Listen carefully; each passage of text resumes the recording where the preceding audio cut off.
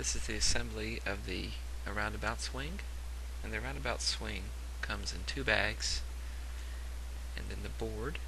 And the first bag you see here is the green duffel bag, which weighs about 21.5 pounds and includes the mat and the frame. The mat backing is rubber backing, keeps it mat and the swing stable during use.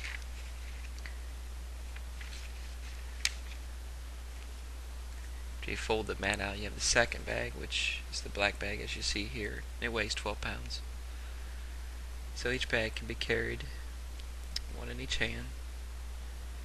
You have 4 lower legs and 4 upper legs, and they're snapped into place using one snap button.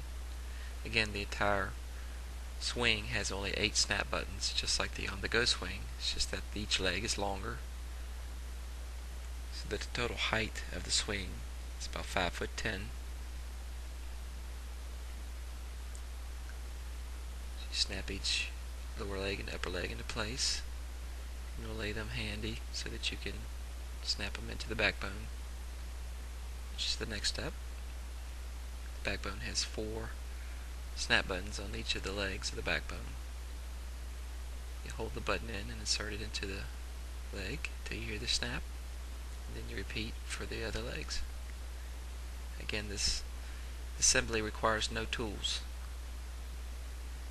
The total assembly time is about 3 minutes for the roundabout swing.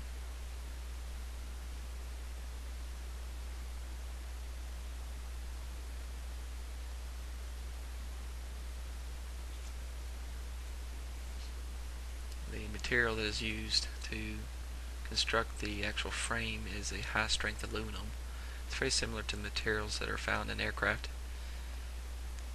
So that's why you have such a strong structure, but yet it's lightweight. And the legs go into the matlock cups, where each of the leg feet are velcroed. The velcro straps actually are connected to the matlock cup, and then you wrap each leg with the velcro strap. This makes a self-contained freestanding swing.